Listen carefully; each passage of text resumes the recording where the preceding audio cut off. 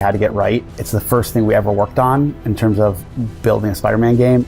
It's all come together from like prototype phase to now you really get that sense of speed with the visual effects that are there. Similar to what we talk when we talk about combat. We want you to feel great instantly when you pick up the controller, but over time you start to see the complexity, you start to see the depth.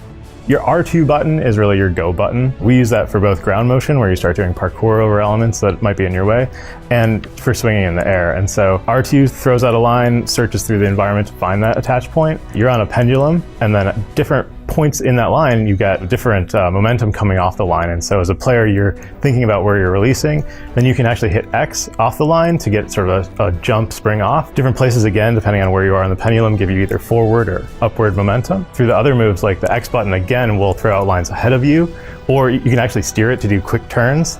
And they attach to buildings as well and pull you in a particular direction. One thing we talked about is we didn't want to stop players. We didn't want to like face plant. We want to just keep your momentum and flow going. And he's 8 years being Spider-Man. He's kind of fine-tuned his traversal. So if you slam into a building, you just keep running up it. Yeah, and when you hit that wall, we actually do take your input direction into account. So you can go straight up, you can go horizontal, or you can even go at an angle, and you've got steerability on the wall as well. You have basically two options at the top.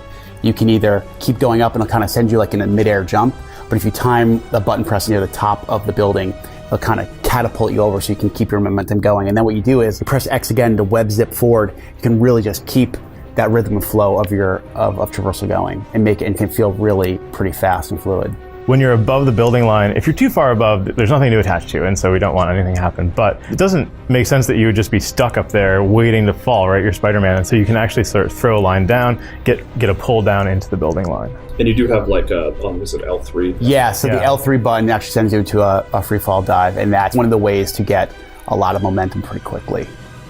There's also L2 and R2 together will zip you to a perch. So you actually throw out a line to a particular environment object, like a lamppost or something like that. Yeah, lamppost, water towers, different signs in the city. Yeah, and so then you'll follow those lines in, and if you hit, again, the X button, it's a lot of really simple button combinations that you can chain together. That X button will throw you off of that perch with, again, a boost of momentum.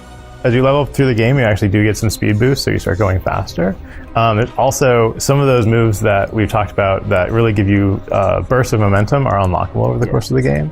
You gotta feel like Spider-Man more than you've ever done before. It's all about feeling like Spider-Man. It's delivering that fantasy of I'm swinging through this concrete jungle gym of New York City, and I'm doing it with speed, style, flow, fluidity, and acrobatics that at the same time is exhilarating, but almost at the same time, it's got a certain rhythm to it where it's a little bit relaxing. Like some people, hey, I'm just gonna go for a run because it actually calms me down. I imagine if sometimes Spider-Man in between would just want to swing around the city because it's just, that's what he does. And you have that feeling of relaxation within exhilaration.